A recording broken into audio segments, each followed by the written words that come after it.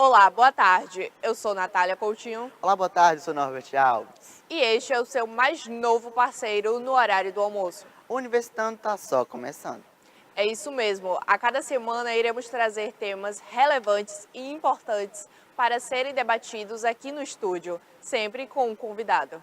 Lembrando que você pode participar através das nossas redes sociais que aparecem aqui embaixo. É isso mesmo, Norbert. A gente estará no ar toda segunda-feira ao meio-dia. E olha que fato no mínimo inusitado, Natália. Um homem pulou da ponte na última terça-feira.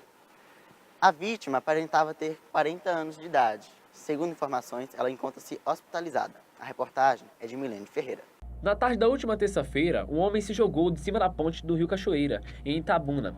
Segundo curiosos que estavam no local, o senhor aparentava uma idade média de 40 anos de idade e tentou se matar, porém sem sucesso. No vídeo compartilhado na internet, pessoas chegam a zombar do ocorrido, alegando que tal fato ocorreu devido à falta de praias na cidade. Todo mundo olhando, o cara está de boa ali na ponte. Você vê o que é falta de praia, viu, velho? Pô, nem o Tietê tem isso.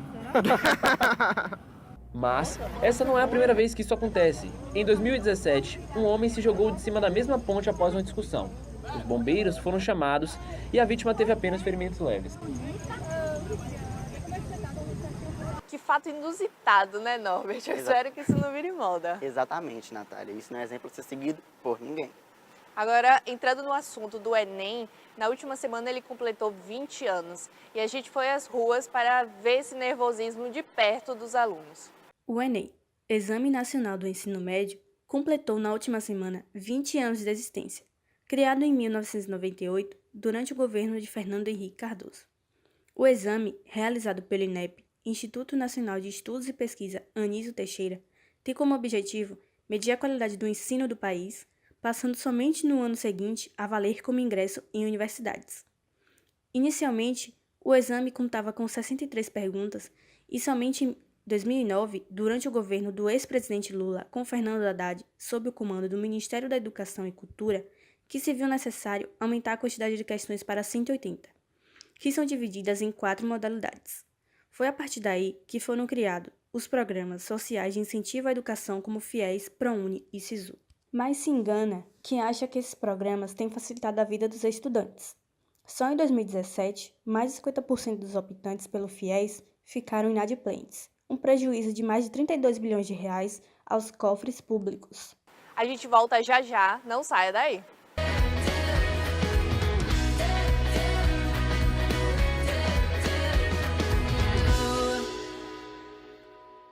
E o Universitando está de volta, agora para falar sobre fake news. É isso mesmo, Norbert. Eu fui às ruas conferir o que as pessoas entendem desse tema. Mas você aí de casa, sabia que ele existe desde o final do século XIX e que era chamado como false news? O que significa fake news? São todas as informações noticiosas que não representam a realidade, mas que são disseminadas principalmente nas redes sociais como se fossem verídicas. O senhor sabe o que é fake news? Nunca recebeu nenhuma pelo celular, ultimamente? Ultimamente não. A senhora sabe o que significa fake news? Nunca recebeu nenhuma pelo celular? A senhora sabe o que significa fake news? Notícias falsas? Sim. E a senhora compartilha essas notícias? Não. Recebe muitas? Sim. Bom dia, tudo bom? Tudo. Vocês sabem o que significa fake news? Notícias falsas. Notícias falsas. Já receberam muitas pelo celular? Sim, várias. Alguma teve um destaque que chamou muita atenção, por quê pra você? Ah, não sei. Mas recebe muito, né? Uhum. Sabe o que significa fake news? Nunca recebeu nenhuma pelo celular? É fake news? Mais ou menos. O que é que você entende por Notícias falsas que saem na televisão, na internet. Recebeu muitas por esses dias? Bastante, principalmente na época da eleição. Com certeza. Você dissemina fake news? Não. Sabe o que é fake news? Sei sim. O que é? São notícias falsas. É uma sigla inglesa que colocaram como notícias falsas, no caso. O brasileiro gosta de americanizar algumas coisas. Tem recebido muitas ultimamente? Muitas não, algumas, mas tem recebido. Dissemina fake news? Sim. E você se sente como? É um pouco constrangedor, eu acho constrangedor, que acaba tomando nosso tempo, a gente às vezes acaba acreditando em uma notícia que às vezes possa ser importante pra gente e acaba não sendo. Então eu fico um pouco constrangido. Você sabe o que é fake news? Fake news são as mentiras que o pessoal espalha pela internet. Tem recebido muitas? Não, eu acredito que não. Dissemina fake news? Não, Deus me livre. Sabe o que significa fake news? Então, até onde eu sei é notícias falsas, não é isso? Vem recebendo muitas pelo celular? Como é? Olha, assim, como minha vida nas redes sociais não anda muito boa, nem isso eu tô recebendo. Né? Fake news, mas se quiserem mandar aí, fica à vontade, 991514446. WhatsApp é isso, se quiserem, solteiro. Mas então, esse negócio é complicado mesmo. Fake news, né? Dissemina alguma fake news? Então, teve muita na eleição agora, né? Teve esses negócios aí, mas tirando isso daí, é isso daí. E você aí de casa, já recebeu alguma fake news? Acesse as nossas redes sociais e conta um pouco pra gente dessa experiência. Natália, como foi pra você a experiência de estar na rua e descobrir o que as pessoas sabem sobre fake news? Bom, Norbert, para ser sincera, eu não esperava a quantidade de pessoas que não têm conhecimento desse termo que vem sendo tão utilizado ultimamente, né? Muitas pessoas falaram que nunca ouviram e outras que realmente recebem diariamente muita fake news. Eu, por exemplo, recebi bastante fake news, né, através das redes sociais, principalmente em grupo de família, onde isso sempre acontece. No próximo bloco, a gente vai receber aqui o professor e coordenador do curso de jornalismo da Unime, Diego Ranieri. Nós vamos para um rápido intervalo e a gente volta já já.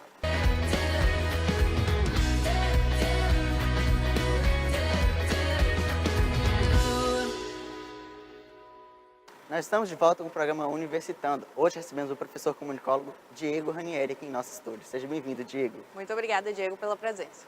Eu que agradeço estar aqui no programa de vocês e tendo essa oportunidade para debater esse assunto tão importante que são as fake news. É isso mesmo. Eu quero começar te perguntando, professor, como o senhor avalia esse fato tão corriqueiro, né, em nosso cenário atual, político, econômico, tudo isso? Como isso interfere de maneira negativa e positiva, digamos assim, na nossa vida? Bom, as fake news, elas acabam confundindo a população, elas acabam trazendo uma desinformação, porque acabamos não checando as fontes, né, da onde essas notícias elas provêm, e acaba que chega no nosso celular de forma espontânea e até mesmo sem a gente querer, sem a gente buscar essa informação ela nos encontra. Então são em grupos de amigos, em grupos de família, em que essas informações estão circulando, mas sem a devida apuração jornalística. Então todos nós sabemos que devemos confiar em notícias que foram apuradas, que foram verificadas. E isso acaba confundindo a população até tomar medidas e até tomar certas atitudes erradas por conta de uma desinformação. Então, às vezes, existem situações, por exemplo, de fake news que podem afetar a saúde pública, né? Fala algo sobre uma vacina para não tomar, sem nenhum tipo de averiguação. E aí a população acaba com medo e não toma essa vacina, por exemplo. E isso a gente pode expandir para outros cenários, como político, né, que a gente viu agora nas eleições de 2018 e que a gente vem acompanhando já essa questão da fake news há bastante tempo, desde as eleições dos Estados Unidos. Bom, no cenário político, nós podemos perceber nas eleições desse ano que as emissoras elas não se preocupavam tanto em desmentir essas informações, tanto rádio quanto a TV e outros meios de comunicação também. Como isso interfere no voto, na escolha do voto das pessoas? Então, a gente percebe que muitos daqueles eleitores, eles acabavam querendo convencer outras pessoas através dessas notícias falsas, né? Tornando elas realmente verdadeiras, porque ela tem toda uma configuração de notícia verdadeira e faz com que a população, principalmente a população leiga, que não tem uma preocupação em olhar outros meios de comunicação, elas acabam aceitando aquela informação como verdade. E muitas das vezes pessoas sabem que é mentira, mas vendem como verdade. Então isso também foi bastante grave. E os meios de comunicação tradicionais, eles acabaram não se importando muito com o que estava acontecendo na internet, como se fosse um mundo paralelo, né? Então não houve esse debate. Eles acabaram ficando ali naquelas notícias mais superficiais e que seria a agenda dos candidatos e que seriam os debates, mas não foi rebater essas questões que estavam sendo colocadas na internet, até porque eram milhares de informações falsas. Então não teria como os programas jornalísticos dar ênfase a todo momento, porque no momento em que eu desmentia uma, surgiam 10 novas. Então a proporção era muito grande e acabou realmente influenciando, em certa maneira, no poder e no voto e na escolha, né, dos eleitores nessas eleições para deputados, senadores, governador e presidente. Bom, professor, o senhor, nessa profissão tão importante na construção ética do ser humano, como a gente poderia promover uma mudança desde o ensino em sala de aula para tentar combater a fake news? Bom, fake news é algo, como vocês já falaram, que não surgiu de agora. O termo, talvez, ele é muito mais debatido agora por todo mundo hoje ser um emissor de informações. Então, necessariamente, hoje, a gente não tem aquela grande emissora e nós somos receptores. Mas hoje, qualquer um aqui pode também ser emissor. Através do seu celular, eu posso disparar uma notícia que não é verdadeira para tentar privilegiar ou denegrir a imagem de alguém, de uma empresa e assim por diante. Então, a formação ética, ela está no próprio indivíduo, né? Então, cada indivíduo ele tem a sua formação ética e ele deve ser ensinado, né, desde realmente, começa em casa, né, perpassa pela escola, pela família, pela comunidade. Então, é algo que deve ser pauta em toda a vida e toda a formação do indivíduo, desse sujeito. E na faculdade, isso deve ser muito mais assertivo e muito mais cobrado por parte dos professores, por parte, né, de quem tem essa responsabilidade em estar passando essas informações e educando, para que os profissionais, seja de qual área for, eles trabalhem sempre com ética, pautados na verdade. Então, quando eu acabo negligenciando, indo na internet buscar um remédio, buscar um tratamento e eu não vou no médico, isso também pode ser algo que eu estou buscando informação falsa, eu estou repassando isso para o meu vizinho, para o meu parente. Então percebam que a informação falsa, ela não fica apenas restrita à informação jornalística, mas ela pode afetar a vida do ser humano como um todo. Então essa formação ética e cidadã, ela deve visar que a informação, ela é uma arma na mão. Ela pode ajudar ou ela também pode destruir. Então todos nós devemos e todos os profissionais deveriam ter essa questão ética, né, principalmente na questão da formação e ao passar as informações referentes às suas áreas de atuação. Outra questão muito importante é até porque como foi que as fake news voltaram com tanta força em 2018? Então, as fake news, elas não é que elas voltaram. Hoje nós vivemos em uma sociedade conectada. Então, todos nós hoje temos um aparelho de telefonia móvel, todos nós temos smartphones, então a informação ela é muito rápida. No momento em que eu disparo uma mensagem, essa mensagem ela vai para a minha rede social, ela está aberta para todo mundo ver. Em qualquer lugar do mundo, as pessoas vão poder ver essa informação. Então, a gente precisa realmente entender que hoje vivemos em uma sociedade conectada. Então, por isso que as fake news elas se tornaram realmente muito maiores. A proporção era muito maior. Mas o fuxico da vizinha já era uma fake news, né? Só que ela tinha uma proporção menor porque ela se espalhava de ouvido a ouvido. Então, hoje, com a internet, esse disparo é muito mais rápido. E o Universitando vai para um rápido intervalo. Na volta, continuamos a debater esse assunto tão importante.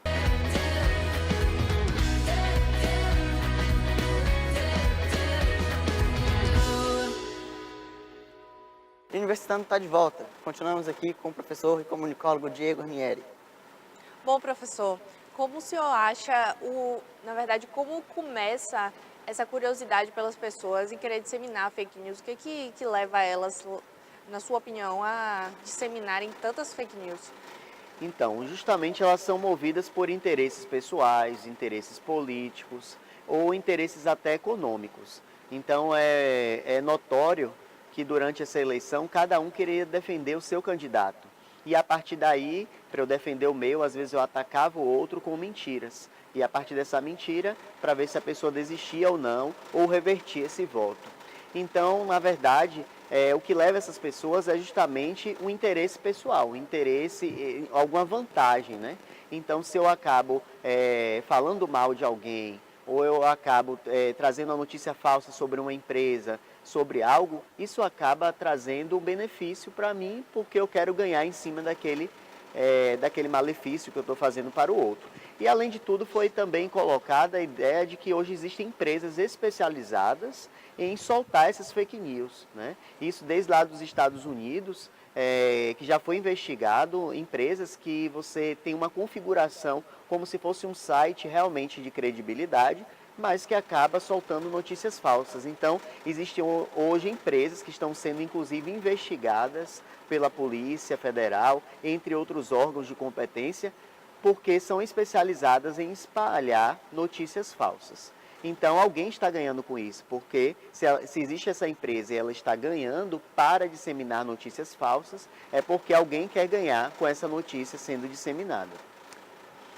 E como é a melhor maneira de se prevenir através das redes sociais, principalmente quem acessa as redes sociais? Bom, a prevenção, eu costumo dizer que a gente não pode acreditar naquilo que primeiro vê, né? A gente não deve acreditar ao primeiro momento e também ter muito cuidado com o que estamos repassando. Porque na medida em que eu recebo uma notícia falsa e eu repasso para outras pessoas, para os meus amigos, eu estou sendo conivente e eu estou também disseminando aquela notícia falsa. Então, a dica que eu dou é que vocês possam estar observando e checando outras fontes. Geralmente fontes de credibilidade que já estão aí no mercado há muito tempo. Então, todo mundo tem um site mais confiável, em que vai lá e que sabe a procedência, quem é o jornalista, quem é a empresa de comunicação. Vai lá, vê se aquela notícia que você recebeu no seu WhatsApp, ela, por exemplo, ela está sendo noticiada em uma grande emissora ou em um grande jornal. Porque isso aí vai lhe dar certeza de que realmente aconteceu ou não. Então, às vezes, os meios de comunicação tradicionais, eles demoram um pouco mais para dar informação, mas eles fazem a checagem, eles fazem o que chamamos de apuração, que são um dos principais fundamentos do jornalismo, que é a apuração e a checagem. Então, hoje, nós devemos já começar a fazer com que as pessoas elas façam esse papel investigativo e de apuração. Chegou a notícia, deixa eu ver se isso é verdade, antes de eu passar adiante. Porque senão a pessoa também pode ser responsabilizada por ter repassado essas informações. Então, hoje, o próprio WhatsApp ele já tem um mecanismo que diz que foi encaminhado. E isso já vai o quê? Criando pistas de quem foi a primeira pessoa que passou. Então, tudo isso são mecanismos que estão sendo criados frente a toda a problemática das notícias falsas disseminadas nas redes sociais e nos aplicativos, né, de conversas. Professor, como os novos jornalistas vêm sendo preparados na instituição, né, na academia, para lidar com tanta informação e tanta desinformação ao mesmo tempo? É uma boa pergunta, porque hoje o perfil, né, do comunicador ele vem alterando, ele vem mudando à medida em que as novas tecnologias elas avançam. Então hoje com as redes sociais, com a internet, o perfil do jornalista ele mudou profundamente. Então é preciso hoje saber que o público ele está do outro lado, que ele também conversa com você, que ele tem opinião e que ele também pode interagir, compartilhar e trazer informações. Então esse novo jornalista dessa nova geração, ele precisa estar atento, ele precisa ser rápido, ele precisa ser certeiro.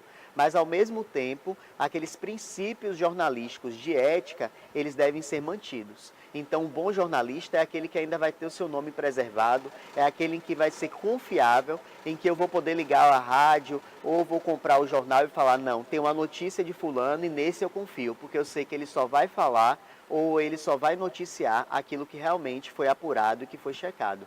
Então, essa eu acho que é um segredo do jornalismo que nunca muda. Né, a credibilidade, justamente você ter ética naquilo que está fazendo, a checagem e não se vender de forma política, econômica, por nenhum tipo, né, de favoritismo ou preferência, é você ter o princípio realmente de ser isento, né?